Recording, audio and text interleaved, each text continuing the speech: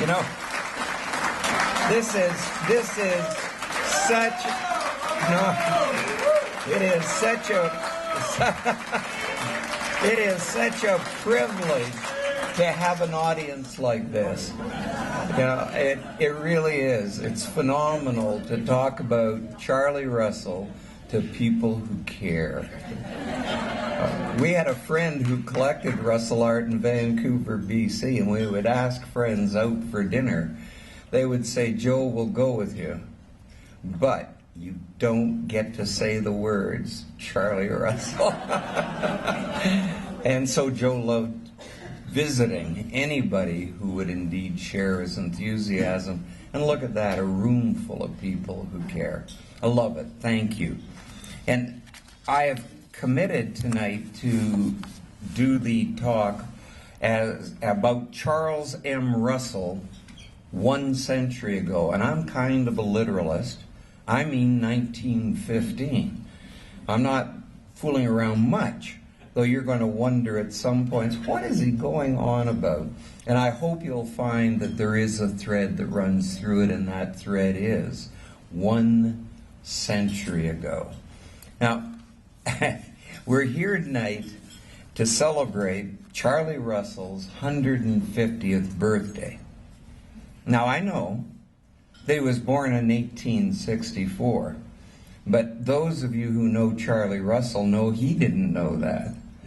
His newspaper interviews, for example, his very first autobiographical statement began, "I was born in St. Louis, Missouri in 1865.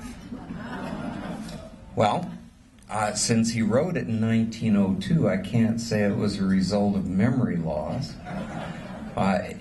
It's interesting, because I've had people say to me, well, you know, Charlie Russell was a touch vain. I mean, look at all those pictures of himself, and look at the way he dresses, and he does have a certain strut and a certain pose. So what they'll say is, he obviously didn't want to be as old as he was.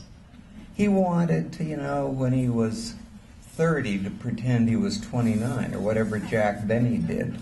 At 40, no, I'm not holding at 39, right? And I've always said to them, I think he wanted it the other way around. He wanted to be older than he was. He wanted to ride with the Indians and the mountain men when they were in their glory and the world was all before them. He wanted to see the West when the land belonged to God. He wanted to be as old as the hills of his beloved Montana. So 1865 was an honest mistake.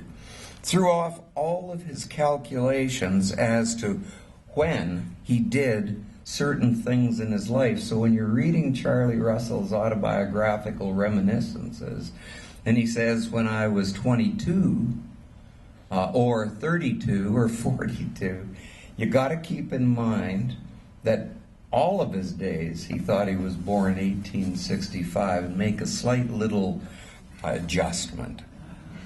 I still think we should honor Russell's choice of 1865 as the year of his birth. That way we can celebrate his 150th anniversary twice, as we did last year and as we are in fact doing now. Charlie Russell is well worth 2 birthday celebrations. So happy 150th today, well, March, Charlie Russell, all right? When 1915 rolled around, the Russells had been on a roll of their own. Since 1910, Russell each year held one-man exhibitions that affirmed his artistic stature. Shows in St. Louis and New York were just the beginning. 1912, he exhibited at the first Calgary Stampede, then at the Winnipeg Stampede the next year, and at the Doré Galleries in London in 1914. 1915, that's when this picture was taken with the British artist John Young Hunter on the left. 1915 can be seen as a pivotal year in Charlie Russell's life. He was at the peak of his creative powers. His work was confident, finely crafted, and painted with a hard-won expertise that showed in his mastery of color and light. He had reached a high plateau in his work and in his life. At 51, he enjoyed good health, his addiction to cigarettes and fried chicken notwithstanding. Charlie and Nancy had traveled abroad and experienced international acclaim in London, one of the art capitals of the world. Now that world was at war, but America remained at peace and officially neutral. Travel outside the United States was curtailed, of course, but Russell always preferred the comforts of home anyway. With Nancy at the helm, his career was, by any standard, a success. She maintained a busy exhibition schedule through the spring of 1915. We're going to see if this actually works. Is this it, Kirby? I'm holding it?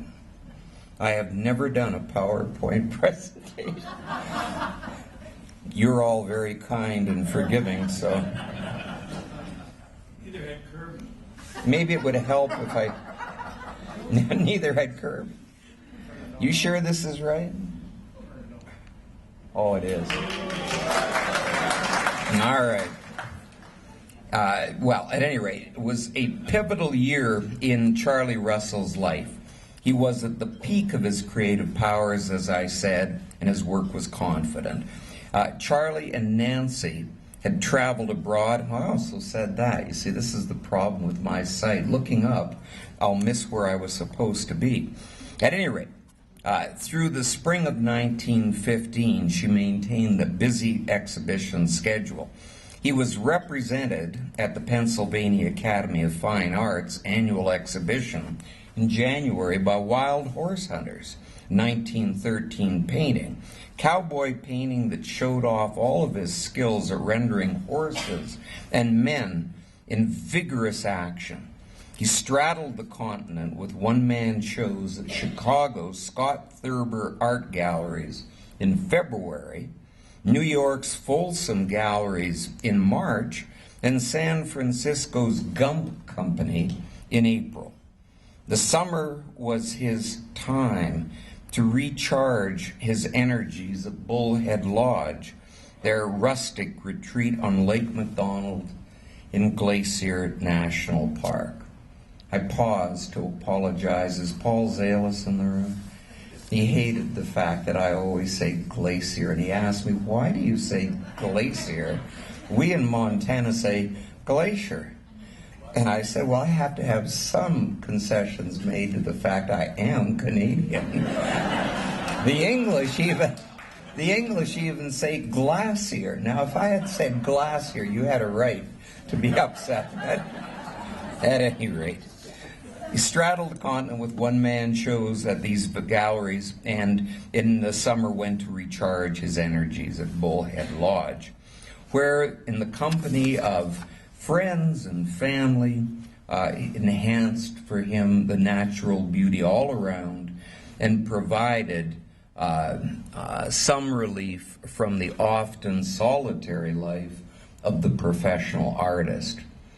That autumn, Russell would make a nostalgic return visit to Utica, autumn of 1915, and the Judith Basin to refresh his memories of youthful days, the vital source, really, of his artistic interpretations and inspiration. Life was good, but what makes 1915 a pivotal year for the Russells is our awareness of what lay ahead. 1 year after their only trip abroad, the green fields of an England at peace must have seemed a dream from long ago. It would have been a personal jolt when news broke on May 7th, 1915, of the sinking by a German U-boat off the Irish coast of the passenger liner Lusitania, the very ship on which they had made their return voyage the previous year. 123 Americans were among the 1,198 passengers and crew lost in the disaster, and war fever briefly flared, then flickered out.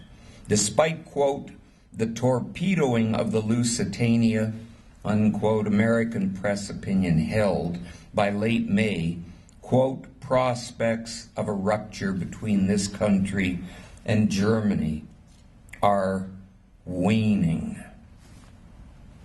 The ocean liner on which the Russells had crossed to England, RMS Oceanic, commissioned for naval service on August 7th, 1914, had wrecked on a reef off the Shetlands just 1 month later.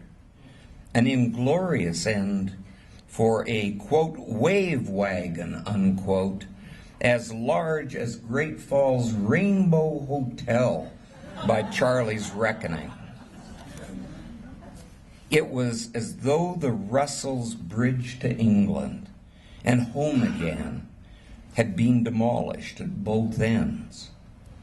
Casualties of a spreading conflagration, leaving only their memories to span the Atlantic.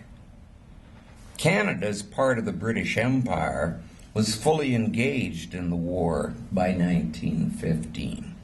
Indeed, with the news of the sinking of the Lusitania, an anti-German riot broke out in my far outpost of empire, Victoria, British Columbia, where mobs smashed up a hotel, unfortunately named the Kaiserhof, right? And were not dispersed until the mayor of Victoria read the Riot Act. The Russells had enjoyed hefty sales and flattering royal attention at the Calgary and Winnipeg stampedes. Indeed, Canada had paved their way to London, but with the mother country at war, frivolities such as stampedes were suspended in Canada for the duration. There wouldn't be another Calgary stampede till 1919 when the war was over. The war was a dark cloud on America's horizon too, but as a neutral power, the United States was still at peace, and life in most respects went on as it had before the outbreak of hostilities in Europe.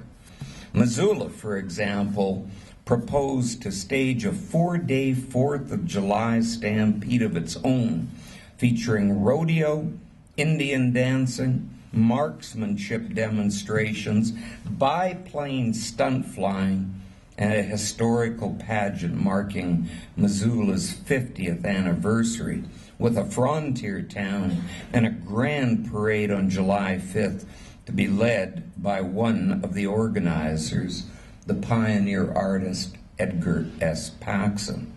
Russell was invited to attend, indeed, to participate as a guest of honor. He accepted and found himself mounted on a mule, ambling along beside an old-time bronc-buster he knew, while Paxson, in the vanguard, sported a trapper's outfit, buckskin outfit, and a fur cap. He cut quite a figure, but it gave Charlie a chuckle to see the artist with his elegant Van Dyke playing a rough and tumble frontiersman. Charlie wrote, his rig was good, but he didn't look the part. He's too tame. Well, at any rate, one of the spectators at the Missoula parade was the Russell summer guest, the British artist John Young Hunter, who, with his wife Mary, an equally accomplished painter, was on an extended trip to America. I do want to make a full disclosure. In Word Painter, I described John Young Hunter as English, causing my Scottish grandfathers to roll over in their grave.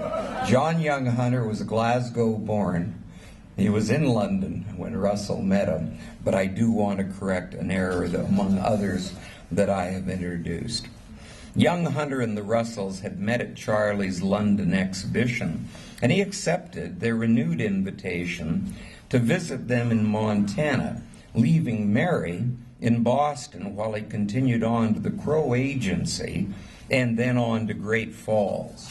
The summer highlight after the Missoula Stampede was his stay at Bullhead Lodge.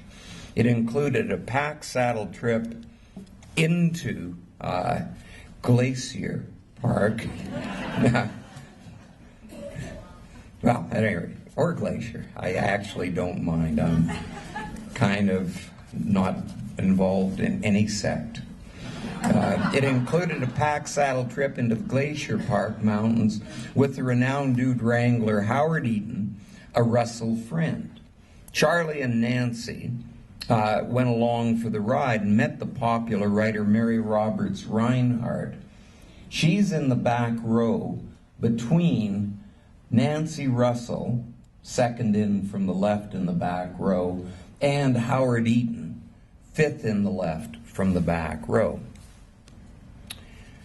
And she was, Mary Roberts Reinhardt, not only a popular mystery writer, she'd become one of Glacier Park's and Eaton's chief publicists. The call of the mountain, she wrote, is irresistible. Throw off the impediments of civilization. Go out to the west. Ride the mountain trails. Throw out your chest and breathe. Look across green valleys to wild peaks where mountain goats stand impassive on the edge of space. Then the mountains will get you. You will go back.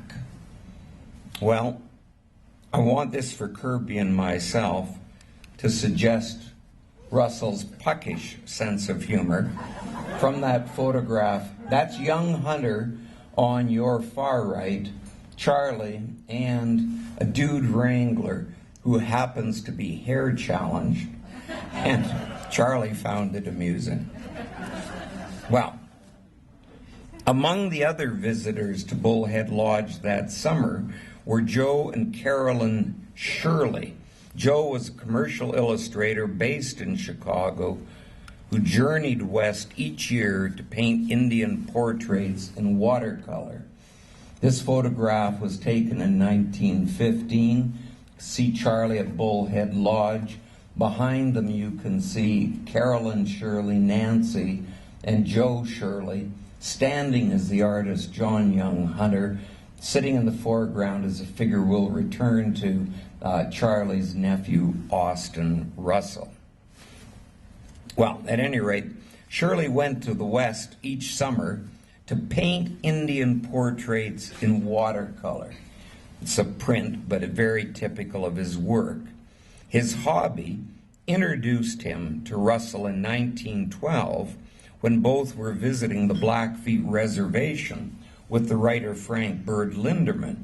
Joe designed the Great Northern's mountain goat logo, or at least that's one of the credits often given for it, the mountain goat logo.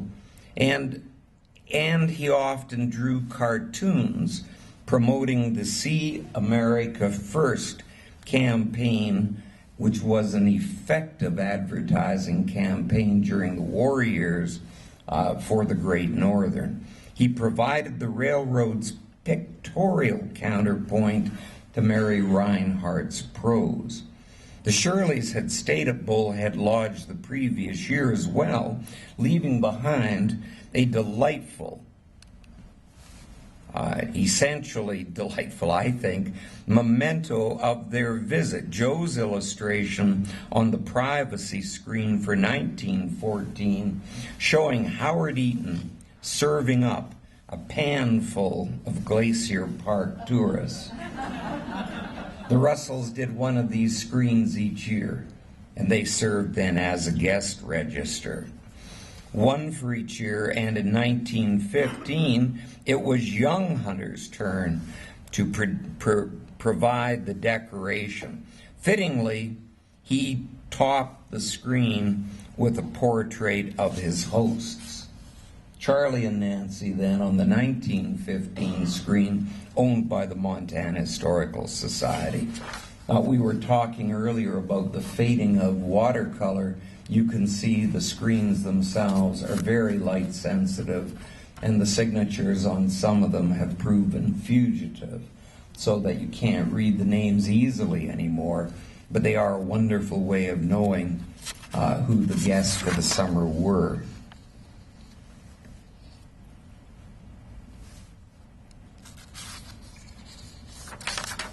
In his autobiography, John Young Hunter recalled his stay with the Russells as the summer idyll, equivalent to their own idyllic sojourn in pre-war England. Young Hunter stayed on in America and eventually made his home in New Mexico.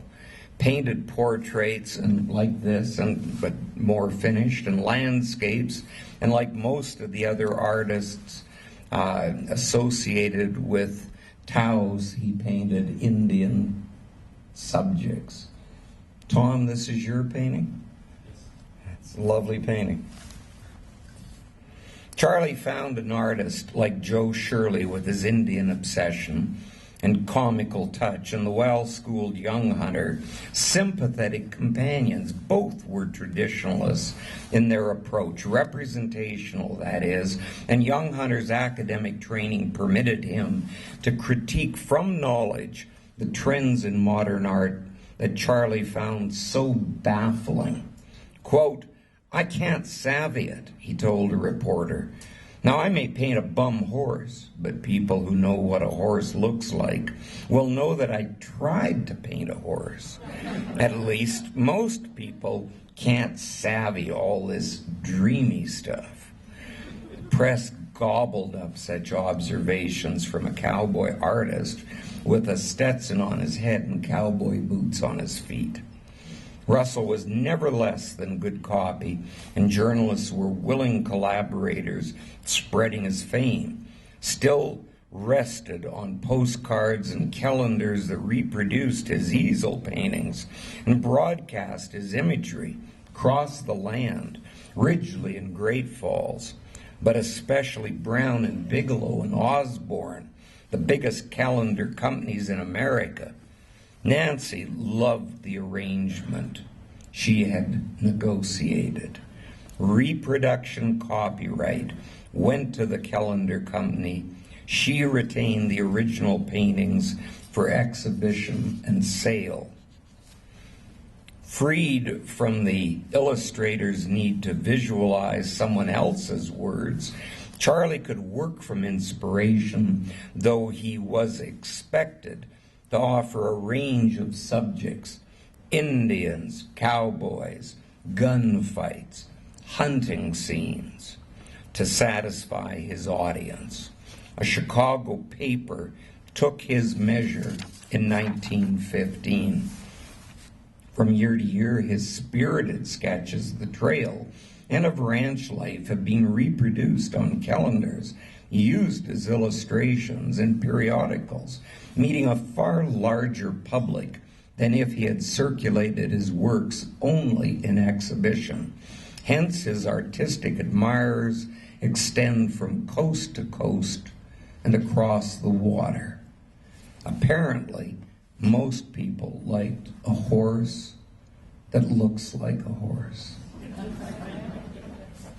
Well, a major change in the Russells' domestic arrangement was in the offing in 1915. Nancy and Charlie had no children, and that fact left a void in their lives. Nancy they had tried filling it in the past by accommodating a succession of young people. Charlie had never lost his childish sense of wonder, light to see the world through younger eyes, an instinct more personal than parental. Nancy, who had been raised with a younger half-sister, as Mary Jane pointed out at lunch. Before hard times, indifference, and death separated them, craved family, and wanted someone to mother. Charlie's success had brought them a comfortable life. Their house in Great Falls was no mansion, but it had room for live-in help and space enough for a third member of the family. Nancy was just 18 in 1896, not much more than a girl herself, when she and Charlie married. Josephine Wright had befriended her while they worked together at the Ben Roberts home in Cascade. And Josie, as she was known, came to live with the young couple while attending school in Great Falls in 1901. Charlie with Josie posing in Indian costume for one of his paintings. Subsequently, Nancy's half-sister, Ella Allen, lived with them after settling in Great Falls in 1906. And Charlie's nephew, Austin, and niece, Isabel Russell, Isabel in Indian costume, were also temporary fixtures in their home. Austin, moving to Great Falls from St. Louis in 1908. It was Austin who noted the perceptible void in the Russells' lives and their attraction to young people. They took a special shine to the son of one of Nancy's housemaids. Charlie nicknamed that boy in the foreground Skookum.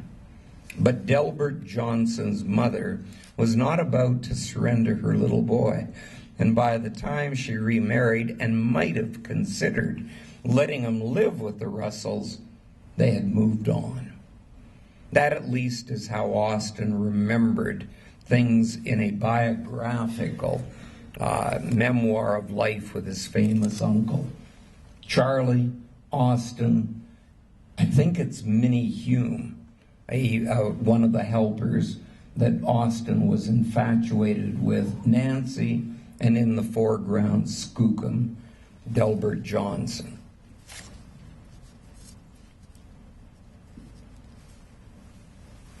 He also said then that Charlie and Nancy in this period began casting covetous eyes on a young Oklahoman named Joe DeYoung, who hero worshipped the chief, as he called him, and aspired to follow in his footsteps. Both Russells would have liked to adopt Joe, quote, but he was too big, Austin wrote, and had, besides, a couple of practicing parents of his own who seemed to be quite fond of him, unquote. DeYoung was 19, living in Dewey, Oklahoma, and recently rendered deaf by a bout of meningitis when he first contacted Russell in the summer of 1913. With his hopes of working as a cowboy dashed, he wanted to become a cowboy artist instead. Charlie responded on September 2nd, 1913, with an illustrated letter. The sketches Joe had sent were, quote unquote, good. He allowed before offering practical advice on modeling. Good was the all-purpose term in Russell's critical vocabulary. Good and its variant, skookum. Everything was on a scale of good to not good. Eventually, Charlie would provide Joe with more helpful criticism, explaining the proportions of a horse and urging him to look, to really look, at the world around him. Quote, study your saddle horse, he advised early in 1914. He will teach you more than I could tell you in 1,000 years, unquote. To advance their son's artistic ambitions, Joe's parents, those functional parents of his, relocated to Montana, and Joe, having heard back from his idol, resolved to visit him in Great Falls and make his personal acquaintance. Russell and DeYoung first shook hands that October. Joe spent the next morning Charlie's log cabin studio, thrilled by what he saw. A door was opening that would grant DeYoung full access to the Russells. In 1915, at the end of June, he returned to Great Falls and met their summer guest, John Young Hunter. In the studio, Joe admired Russell's latest work. His, quote, skunk picture was going to be good. Whoop, that's just a picture of Joe and Charlie talking sign in the woods. His skunk picture was going to be good, he thought. Finished the next year, Man's Weapons Are Useless When Nature Goes Armed would be presented to Howard Eaton, who had fed enough dudes to know what it meant when dinner was delayed by uninvited guests who could be expelled only at great peril. Signal Glass, yet unnamed, was also a work in progress in 1915. When Joe visited, having seen Russell at his best, DeYoung headed off with a traveling companion to inspect the art on view in the state capitol in Helena and the Missoula courthouse. He was enthralled by Russell's Lewis and Clark mural. Quote, "It's the finest thing I ever saw or ever hope to see," unquote. But he formed an aversion to Paxson's paintings. "No good," he wrote. Well, harumphed is what I would mean to say. You could see him having listened. Oh, no good. Nothing was surprising about these judgments. Joe DeYoung had his eye firmly fixed on Russell, and his loyalty would never waver. Just a few weeks after the Great Falls visit, he was sporting a Métis sash to emulate his idol. Russell, it should be noted, respected Paxson as, quote, a pioneer painter, unquote, who shared his love for Montana, and he would write a fine tribute when he died in 1919. Quote, "I am a painter too, but Paxson has done some things that I cannot do," unquote.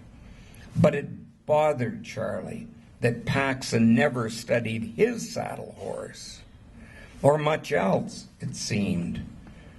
"He don't look at things," Charlie told DeYoung. "He has flat heads with travois, and I don't think they ever use them.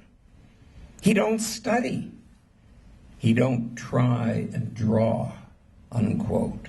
"His color is good," Charlie added, "but his cows have the same nose as a horse," unquote.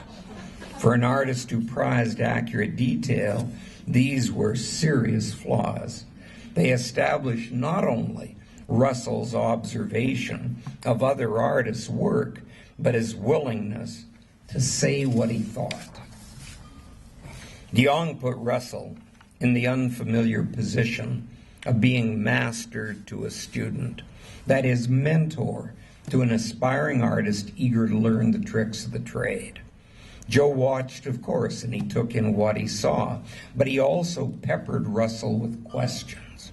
We know this because Russell usually responded by note, and Joe kept the scribbled replies, creating a collection of literal paper talk that provides the most intimate record we have of Russell's studio practices, his views on other artists, and his philosophy of life.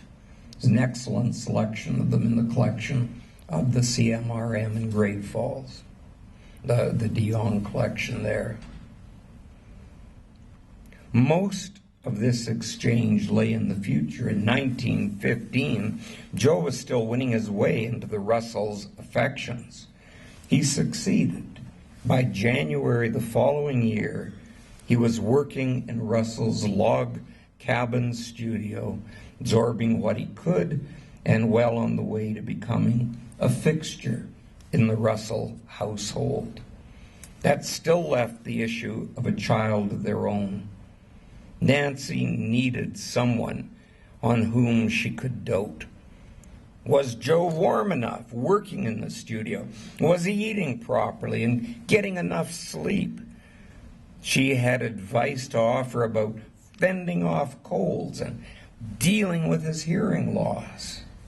Everything but wear rubber boots, it's raining. Nancy at 38 clearly wanted more on her plate. Having once again maintained a busy exhibition schedule through the spring of 1916, the Russells elected to join another Howard Eaton excursion that fall, this one to the Grand Canyon.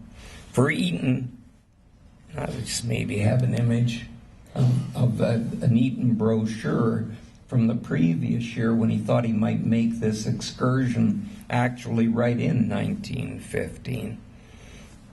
So, to the Grand Canyon. For Eaton, it was a departure from his usual park trips to Glacier and Yellowstone. For Charlie, it signaled a southwestern shift in subject matter and a reorientation that Nancy would orchestrate towards the burgeoning Southern California market, which was what Byron was talking about this afternoon. That also lay in the future. In September 1916, the Grand Canyon excursion served as a last hurrah of sorts for the Russells. A baby boy, born in Great Falls on September 9th, would become their adopted son that December. Joe was on hand when Jack Cooper Russell made his appearance. Quote, "He's a peach," Joe said. The search for an expanded family was over. Well, what's a banquet address without some hopelessly arcane information? Thrown in for your enjoyment. Bear with me. This is for, quote, the Russell nuts, unquote, in the room. That's Steve Eckhart's phrase, and he's here. A neglected thread running through Russell's early career as an illustrator was George Bird Grinnell, Yale-trained paleontologist, editor of the influential sportsman naturalist journal Forest and Stream, founder of the Audubon Society, and the father of Glacier National Park. Oh, and he rode with General Custer in the Black Hills expedition in 1874. Now, that's quite a resume. Grinnell and Russell did not know one another personally in the 1890s, but Grinnell was involved with two of the books Russell illustrated. John Beacom's How the Buffalo Lost His Crown, copyrighted in 1894, published by Grinnell's Forest and Stream Company, and Emerson Huff's The Story of the Cowboy, an 1897 volume in a series to which Grinnell had contributed The Story of the Indian. Grinnell and Beacom, an infantry officer stationed at Fort Shaw, Montana, had traipsed together through the area that would become Glacier Park. Both took an interest in Blackfeet lore. Thus, Beacom's rendering of a Blackfeet tale was right up Grinnell's alley. As for The Story of the Cowboy, it was Grinnell who, having failed to secure the services of Theodore Roosevelt as author, apparently Roosevelt was busy, recommended Huff instead. Since Grinnell was aware of Russell's illustrations for Beacom's book, he suggested The Cowboy Artist as the obvious candidate for Huff's book too, though he thought perhaps his asking price would be too high. Now we can smile at this, since Russell charged only $10 apiece for 3 original illustrations. Subsequently, Grinnell was involved as publisher with William T. Bill Hamilton's Memoirs of Life as an Early Date Trapper, My 60 Years on the Plains. And he argued for Russell as illustrator, brushing off the editor's concern that he was too expensive. Quote, "I do not think his prices are at all excessive," Grinnell wrote. When the book appeared in 1905, it boasted 6 Russell illustrations. It says 8 there, but they mean 6 paintings by Russell and 2 photographs. So not Russell's 8 illustrations. 6 Russell illustrations. Grinnell, having reversed his position, had done Russell good service as an advocate. I want to pause for a second to acknowledge where I'm getting a good deal of my information here from, and that is John Tolliver. I know it looks like Taliaferro, the great Russell biographer, a friend of mine who is working on what will be the definitive life of George Bird Grinnell, and who has generously shared some of his findings in the Grinnell manuscript material. So I want to bring all that forward as John's book is in progress. Illustration was never the leading component of Russell's career. His own Rawhide Rollins stories, illustrated with pen sketches, constitute a delightful literary and artistic legacy. When Mix Went to School is a classic, I think, that should be required reading for every frustrated student rebel, and it should always be accompanied by Russell's drawing, "We love our loving teacher." You've got to see the original Rawhide Rollins booklet to see the drawing. In terms of prestige, Russell's career as an illustrator for others topped out in 1911 when his pen sketches, combined with Frederic Remington's paintings, these were all reproductions that had been done of Remington. He was dead by 1911. They combined the pen sketches original and the Remington plates to enhance the 10th anniversary edition of Owen Wister's runaway bestseller, The Virginian. But Russell's best work, perhaps, was for Frank Linderman's 2 collections of Blackfeet, Chippewa, and Cree legends, Indian Why stories and Indian Old Man stories. The first published exactly a century ago. I finally get back to 1915. It was handsomely illustrated with 12 Russell pen and ink drawings and 10 watercolors that captured the whimsical appeal of what Linderman called sparks from War Eagle's lodge fire. Certainly the story sparked Russell's imagination. Visiting his studio in June 1915, Joe DeYoung saw some of the sketches intended for reproduction in the book, particularly like those showing little people with stunted bodies and fool-looking faces.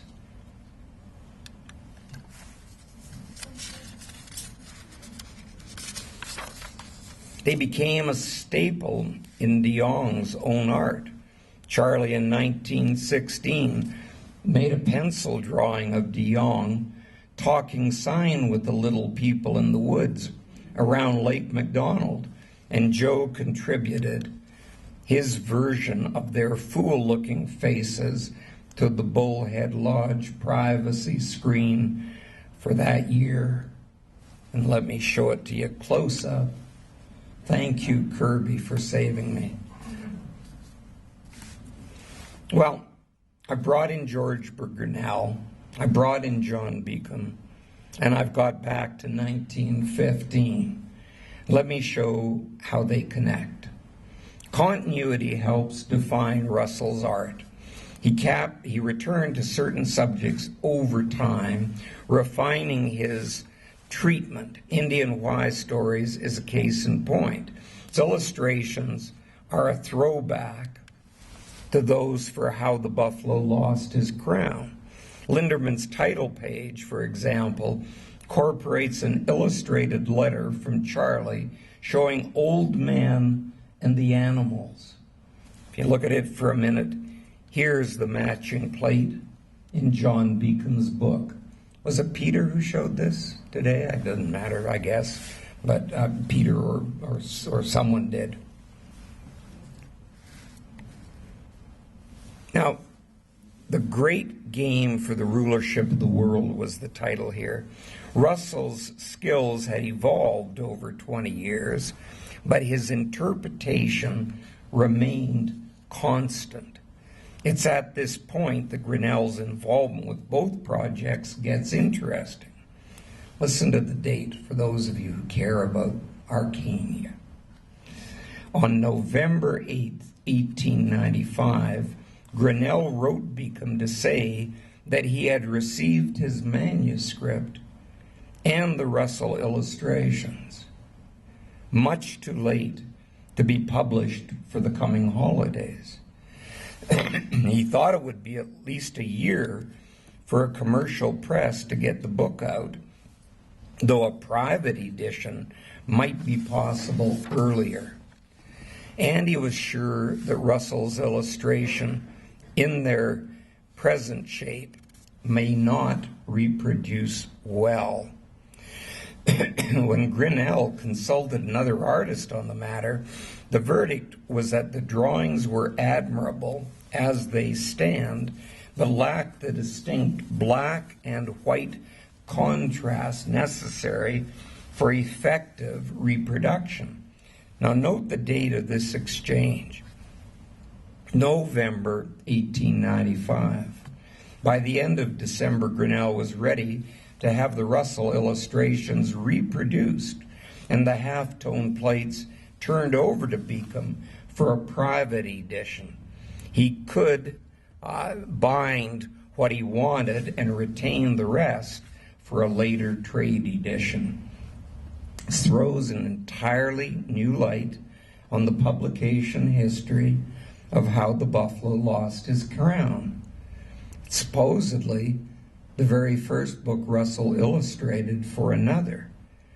And it's only his second book ever that he illustrated, according to the Yost Renner Russell bibliography. The copyright date, 1894, and the publication date do not coincide. Indeed, the evidence is strong that How the Buffalo Lost His Crown did not appear till 1897. That may not seem like a startling revelation.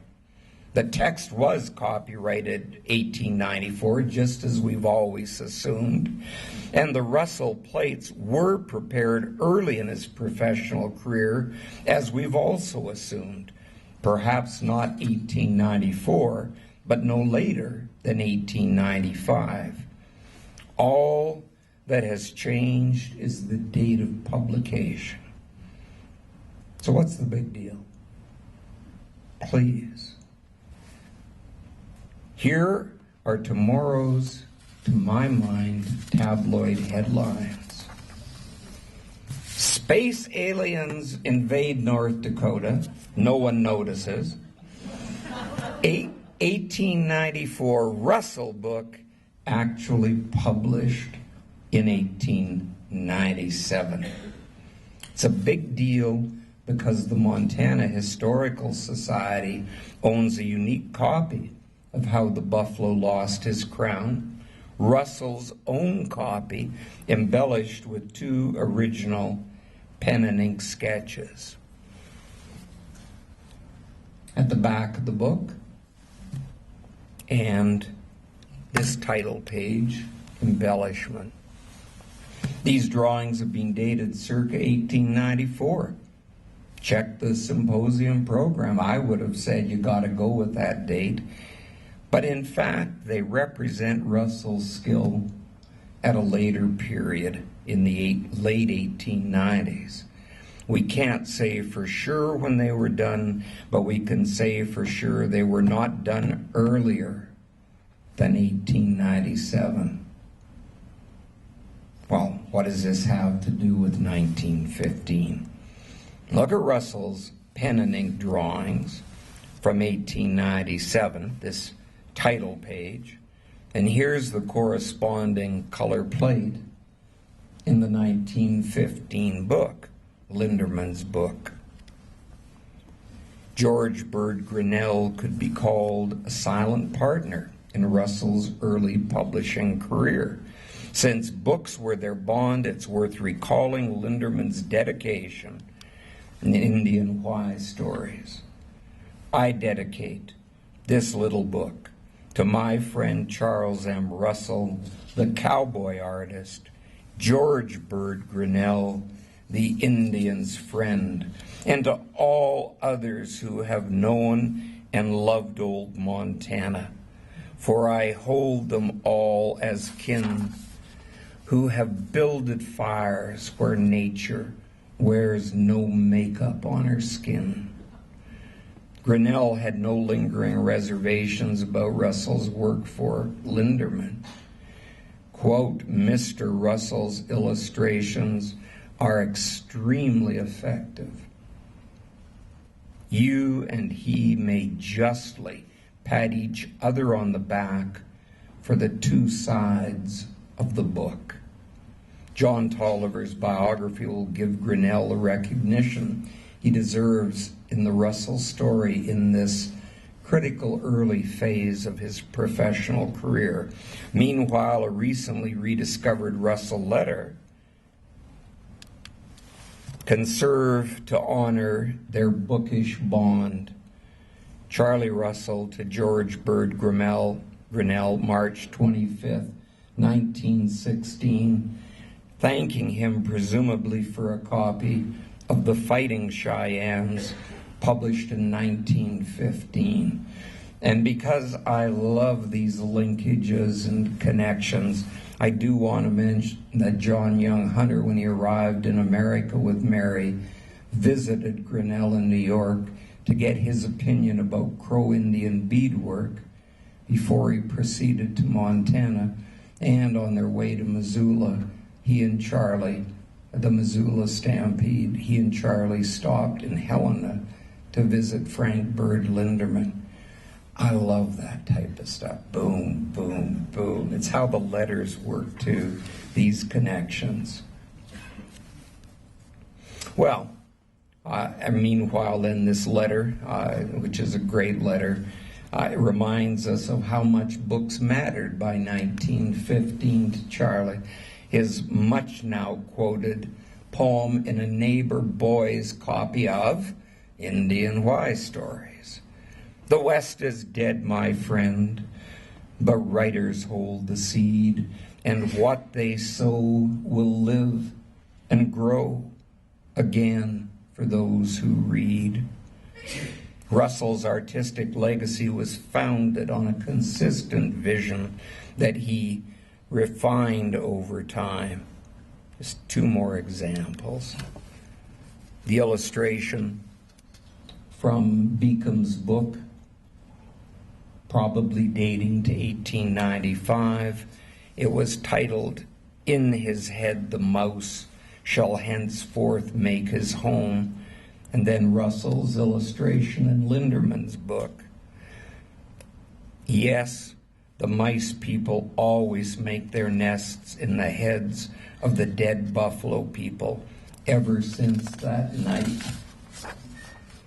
With that consistent vision in mind, we'll end by attending a 1915 Russell exhibition.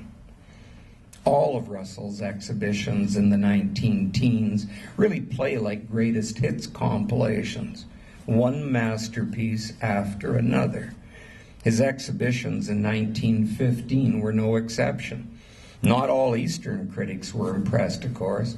Royal Cortissoz, a Remington partisan, an unabashed admirer of Remington's late oils, quote, so full of life they are, so chock full of interest, and oh, so ripplingly painted, unquote, was considerably less enthusiastic about Russell's New York exhibition when it opened at Folsom's on February 25th.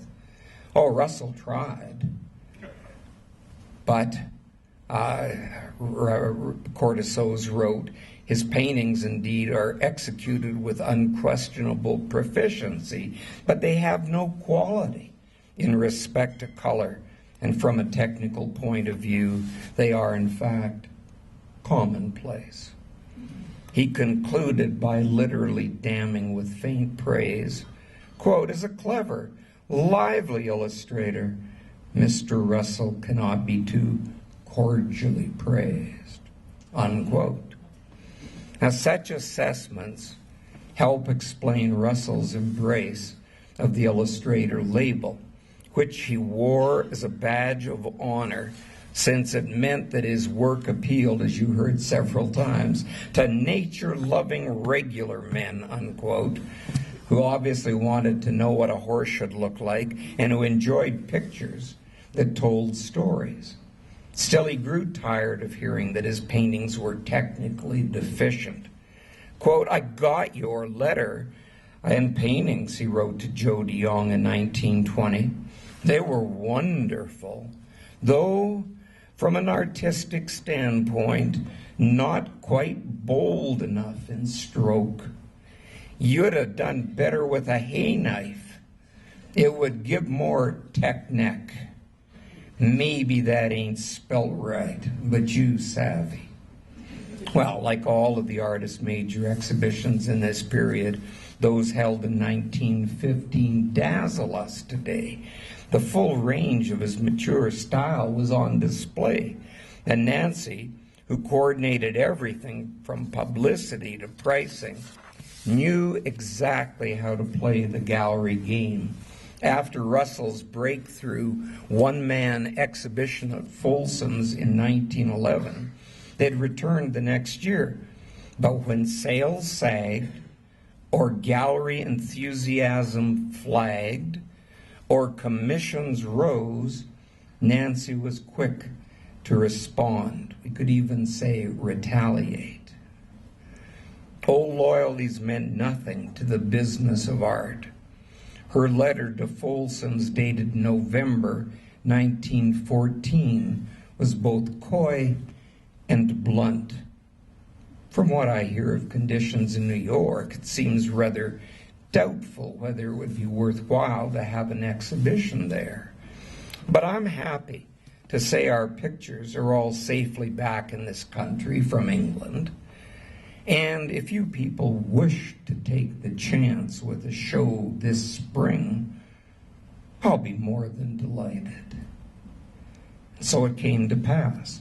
4 of the paintings shown in Chicago in February 1915 did not travel to New York, including the exhibition Veterans at Rope's End, 1909, and Bellmare, that would be good, a Bellmare. Never thought of that. Bellmare, 1910.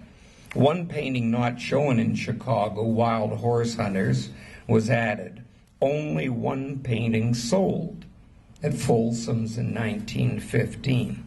By 1918, the Russells were looking for a different New York gallery. In a letter to Folsom's, Nancy expertly applied the knife. Quote, friend of ours wrote us that Babcock's gallery makes a specialty of Western stuff, have a clientele that likes that sort of thing. We have just written them to find out. The things we have won't interest your people. Oh, do you remember the Buffalo picture, When Meat Was Plenty? Wonderly Brothers in Pittsburgh sold it the other day, unquote. In fact, the Russells never exhibited at Folsom's again after Nancy wrote those words. But they did exhibit there in March 1915, and here's the playlist for that show. 1. Slick ear, $1,200. Quoting the asking prices for the works on display, they reveal Nancy's reasoning as to relative worth. But before we get sort of excited by these figures, it might be worth noting that the average family income in the United States in 1915 was $687 a year. A year's earnings would have bought only one of the Russell paintings on display. But I would add that it's a situation unchanged today. I understand the Canadian average income, family income after taxes, 4 years ago was just under $80,000 a year. I assure you we're not going to see a painting that you could buy for $80,000 in 2015. So, number 2, Call of the Law, 1911. Another exhibition veteran. Number 3, Blackfeet. I'm sorry the photograph isn't great, but they asked $1,200 for this, and this was the lone sale in New York. It was bought, I assume, by Bill Hart, who Byron pointed out was a Russell friend, William S. Hart. That painting is on display in the Hart house or ranch today. One of the Rough String, 1913, $1,000. Jumped, 1914, $1,500.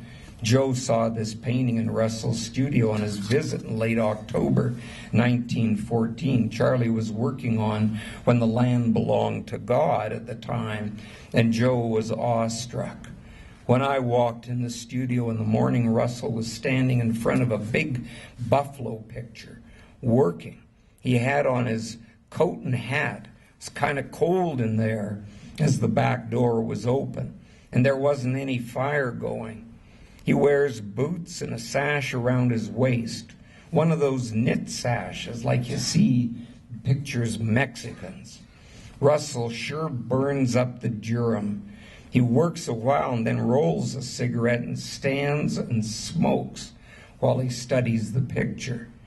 He would paint a while, then stop and talk or write. It depended on whether I could understand what he said or not. He has a picture there called Jumped that is fine. It is of a bunch of Indians attacking a wagon train. One wagon is turned head down in a deep wash, and the oxen are all mixed up, unquote. This is a great letter that Tom Petrie provided me with a copy of. What struck Joe was the artistry on display. That December, he sent Russell, quote, one of them nut letters I was talking about. Will you tell me what particular shades of blue and yellow you use to get the sky opposite a sunset, like in Jumped? Simply put, Joe wanted to know the secret of Russell light. A Cree, then about 1914, $500, smaller painting, simpler. His Wealth, 1915, $1,500. This is an absolutely lovely painting. Greatly regret I couldn't show it to you in color. The tones are wonderful. I only ever saw it once. I don't know where it is, but it was on display for one summer here at the Historical Society. Dangerous Cripple, 1913. Bushwhack, this is a terrible image of Bushwhack, but it's the Brown and Bigelow print. It's being greatly trimmed, but I can't find a color image of it. Single-handed, I think the greatest of Russell's 4 mounted police mature subjects, 1912. Smoking them out, 1912. Whiskey smugglers caught with the goods, 1913. When Sioux and Blackfeet meet, 1908. $900. These others were all $1,200 to $1,000. Signal Smoke, 1911-12, $1,200. Queen's Warhounds, 1914, big painting, $1,500. Wild Horse Hunters, which we saw earlier, 1913, $1,800. And I skipped over one painting in showing you the exhibition. Number 8 at the Folsom Gallery, priced at $1,200. Let me conclude by saying why I skipped it. It was actually finished in 1915, and thus is our portal to the past. Through it, we can leave today and travel back in time, joining Charlie Russell exactly 1 century ago. We can look over his shoulder as he signed off on a rangeland masterpiece, a real throwback to his youth as a cowboy. It was begun shortly after the Russells returned from England and war broke out in Europe, lending its title a certain poignancy. When horses talk war, there's slim chance for truce. Charlie Russell was at the top of his form in 1915. He probably leaned back after he was done, rolled another Bull Durham, contemplated his finished work. Might have told a story about what happened next. Perhaps about the incident that inspired Bronk to breakfast, the watercolor at the Society. After all, he literally put himself in that picture watching the action unfold. Standing before this painting, we can share the response of a 1915 reviewer in San Francisco. Russell's work, he said, breathes the atmosphere of the ranch and the prairie, and is drawn by a master hand. Take as when horses talk war, there's slim chance for truce. The camp has been struck. An unwilling horse in the foreground is drawn as only one who has grown up on the ranch could conceive it. That horse is certainly talking war. The head is lifted high and tugging at the reins. The stiff forelegs and the slightly bent hind legs seem ready to back away. In the background is the campfire, and the effect of the fire gradually emerging into the smoke seems to bring the smell of burning fresh-cut wood to the onlooker, and the illusion of perspective of the limitless prairies has been rendered as only a great talent could paint.